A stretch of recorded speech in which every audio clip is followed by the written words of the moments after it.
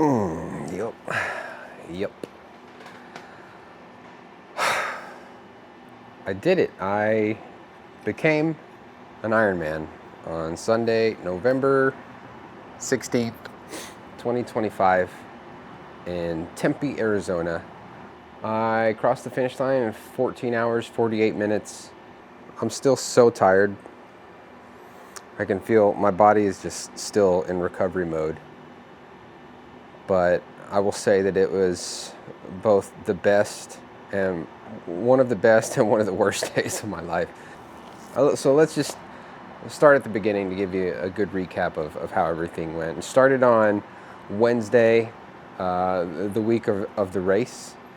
All right, the time is here. I'm about to hit the road on the way to Arizona. I'm gonna stop in Albuquerque tonight and then finish the trip to Arizona in the morning tomorrow.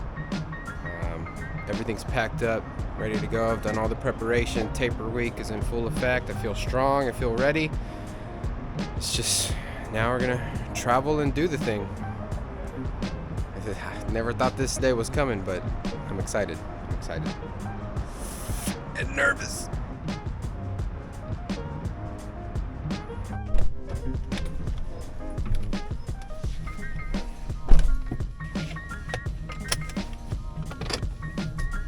Let's go. Right now I'm headed to pick up my best friend Salvo. He's going to be my SAG for this trip. That means support and gear. Yeah, he's going to be tagging along with me the whole way. He's going to be doing probably most of the driving on the way back. As I might be worthless the day after Sunday. Just picked up Salvo.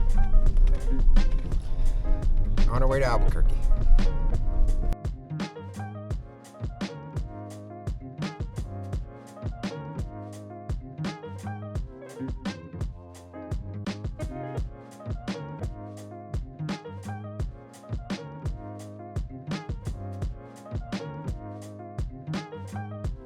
So we carpooled halfway. My mom also took her car and my aunt and they left separately, but we met up in Albuquerque as kind of our halfway point. So we did the trip out there in 2 days. Then we got into Tempe on Thursday. We went straight to the Ironman village and I got checked in. I did the briefing.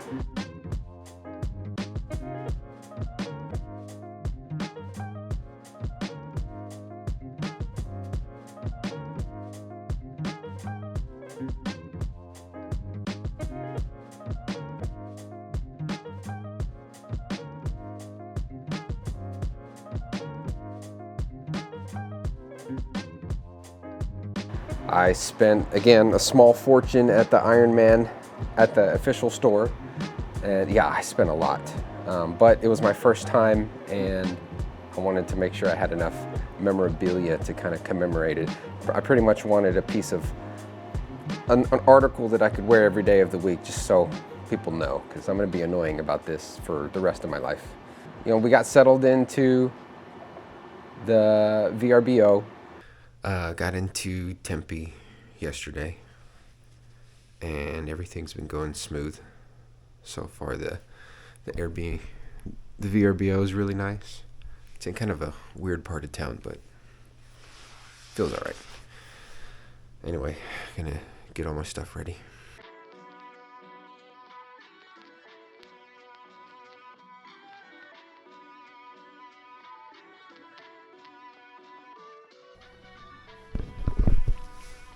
Everything's pretty much sorted. It's a lot. This is a lot. This is a lot. It's getting pretty real. Got stuff charging, stickers on bikes, or on the bike, helmet, bags. Everything's marked extra with permanent markers. Yeah. Gonna do a shakeout ride today and do the practice swim tomorrow. I'm really nervous and excited. I hope they don't cancel the swim. The weather has been just all over the place the past few days. So All the locals say it changes from day to day, so could be really nice, could be really bad, could be okay, who knows. Gonna have fun either way. We're one day out, and today's the practice swim and bike and gear check-in. So parking is getting a little bit scarce because everybody's showing up and checking in. But I'm feeling good. Garmin training status says peaking, so hopefully it stays that way.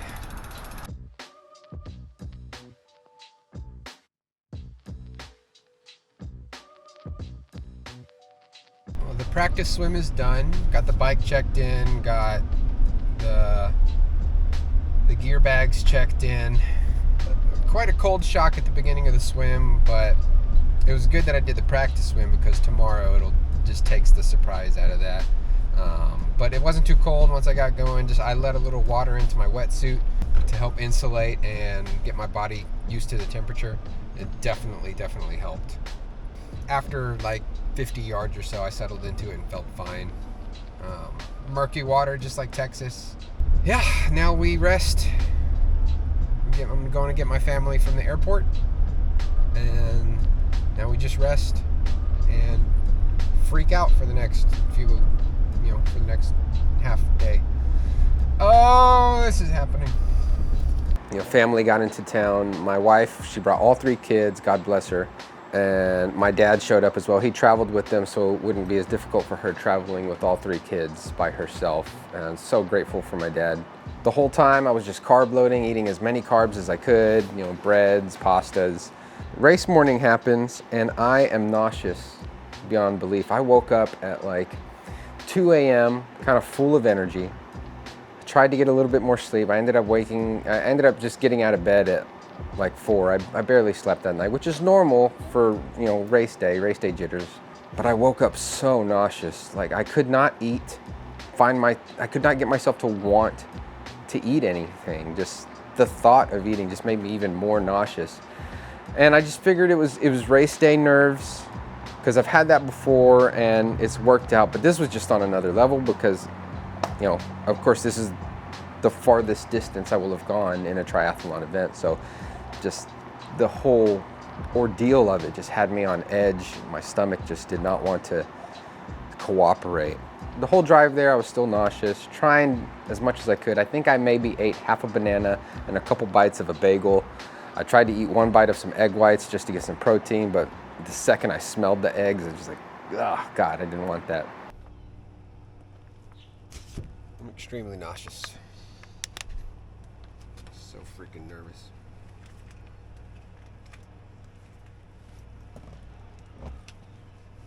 They said it's normal. Sure wish it wasn't.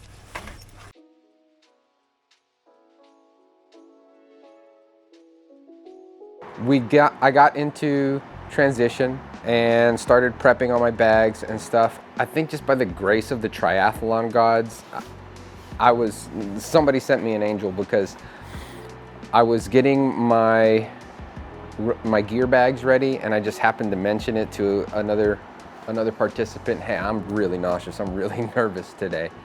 And he goes, you want a Zofran? And I was like, absolutely. And that calmed my stomach. I think that saved the start of my race, because the nausea finally disappeared.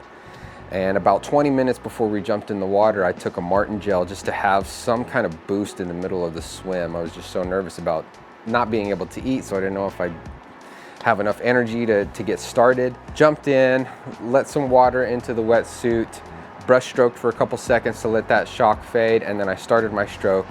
The swim went really, really well, and that's what I was the most nervous about, was the swim, because it was the farthest I will have swam in open water, and it just went great. I made good time, and I got out feeling just fine. So I went and grabbed my gear bag for the bike. I got changed in the tent. I got my tri-suit on, and then I went to put on some sunscreen, sprayed the back of my neck. I realized I hadn't put enough Body Glide on my neck to avoid wetsuit chafing. And the second I sprayed on that sunscreen, it stung so bad. I've been working with a dietitian up to this point. The plan was to try and recover the carbs that I expended during the swim. So I swam for a little over an hour. So I ate an hour's worth of carbs and electrolytes to try and make up for that. So I drank a whole bottle of Mortal, and I ate a whole scratch bar and took a gel. I think that was my next big mistake. I got out onto the bike. The first time out was great. It felt great because there was the tailwind. You get towards the end, about the last 3 to 5 miles, I think, are just a slight grade uphill. So it's kind of beating you a little bit, but you have a little bit of a tailwind, so it wasn't that hard. And then you crest a hill at the top, turn around, and when you turn around, you have to go back up that hill, and the wind hits you, and you're like, oh no. This is gonna be a fight all the way back. And it was. There was a good section of downhill at the first part on the way back, and that was fine, but just going into that wind, you could tell I was death gripping the aero bars because it was a decent wind. On the way back is when the nausea hit me again, because I immediately started fueling like a regular workout here in Texas. But what I didn't account for is climate differences. Texas is humid and it's hot. So when I'm here working out, training at home, I'm sweating a lot more. So the amount of carbs that I was taking was for this environment. I didn't realize that when you get into a different environment like Arizona, where it's much drier, you are not sweating as much. My heart rate was much lower because my glycogen stores were topped off. I had just gone through a taper, so I had all this energy. My body was primed and rested and ready to work as efficiently as possible. So it didn't need as much carbs, and I piled on carbs early. So by the end of the first loop of the bike ride, I was ready to spill everything. I thought I was gonna have to quit. It was so bad. It was like right here. So I did the math in my head. I thought, okay, I'm not sweating. So I stopped eating for about an hour. I stopped eating and I stopped drinking electrolytes for an hour. And I just took small sips of water to try and get my stomach to just empty and disperse all the things I had put in there in a hurry. And that worked. Oh my God, I started feeling instant relief on the way out on the second loop. About halfway out, everything just kind of started to just slowly dissipate. And I was like, oh, thank God. So by the end of the second loop out, I started to feel really good. And so I started my normal fueling routine after that. And I had mild nausea just through the rest of the ride. It kind of sucked. The second lap was my best lap. And then the third lap was just a grind fest. It was just mashing pedals, and the wind got stronger throughout the day. So that headwind on the way back on the third loop was just a demoralizer. I wanted the bike to be over so bad, but I knew that I was gonna finish the bike, and I was confident that once I got onto the run, I'd be able to just grind it out. Sure enough, I got into T2.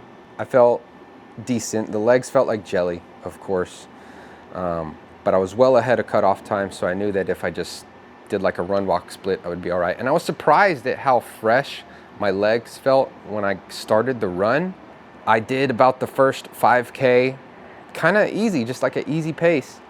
And then of course fatigue crept up, and like about mile 4, I started my run walk split. And then it just became a grind.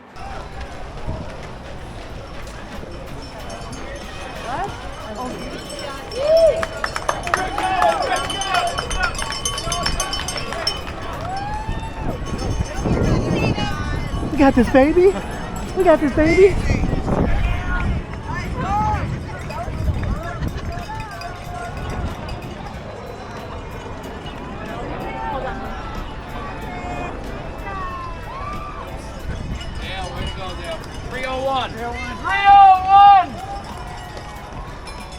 Towards the end of the first run loop is when the same carb and electrolyte mistake showed up.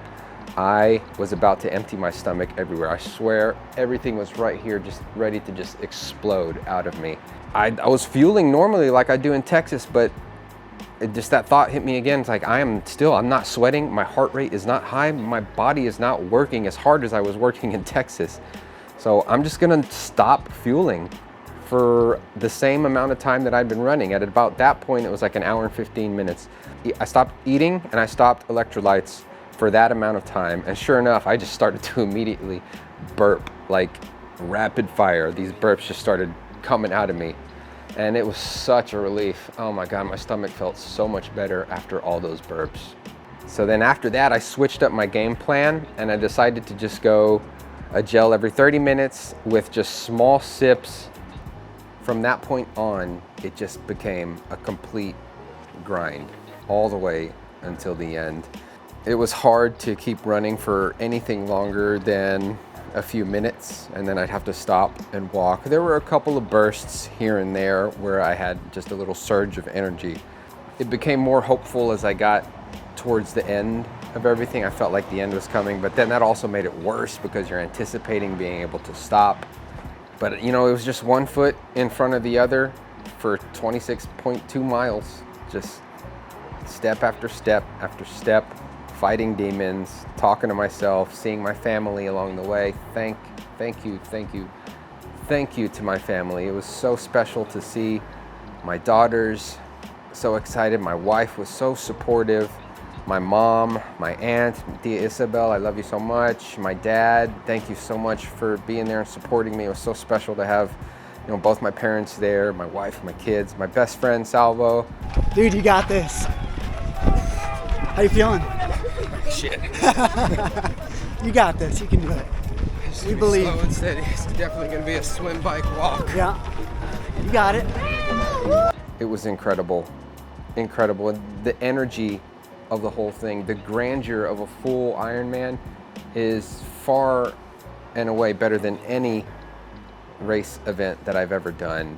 It was just such a spectacular event. They did such a great job putting everything together, but the energy just pushes you, you know, and I had so many reasons to finish.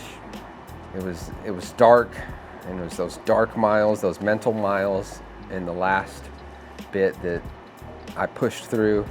And as I got to the last mile, I kind of walked most of it. I just wanted to savor it. I just remember taking it slow the last 3 or 4 miles, like extra slow. It was already a slow marathon, but I figured this is the last Ironman they're doing in Arizona. This is my first Ironman. I'm never gonna get to have this experience again, so I took my time. I walked, I savored everything, I looked at everything around me, I smiled, I talked to people, I took in the sights, I just listened to the sounds, just tried to take account of everything that was happening with my body and how hard I'd push and reflect on everything that had happened. You know, the months of training, the time away from my family, the money that I spent to get there. I paid for the lodging, the travel, the shirts, the registration fees. It's not a small amount of money just to put yourself through so much, 14 plus hours of suffering. Coming down that finisher chute was an amazing experience. I'll never forget it, even though it was kind of a blur. I remember hitting the first timer bell, and then I mustered up enough energy to look strong, jogging. I was out of, you should have seen me before the chute. I was like in barely a shuffle, but when I went down that chute, I made sure to look like I was strong and just striding through it. But the lights were so bright, the music was so loud, I didn't even see my family, and they were in the chute right next to me, yelling my name, but I couldn't hear anything because the music was so loud. The lights were so bright in my face, I couldn't see anything. But I just smiled and I did my sign for Jack, and I pointed up to him. I held him out in front of me so he could finish before me. It was just such a special moment that I'll remember forever. Dale Wickerson, you're an Ironman, Dale. 57-year-old Brett Stallworth, you are an Ironman, Brett.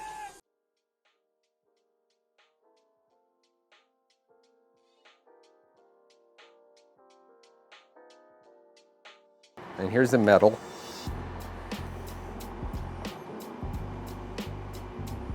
You know, you get through the finish line, they put the medal around your neck, they give you a hat and a finisher shirt. And it's so weird how right when you stop an Ironman, your body is on overdrive the whole race.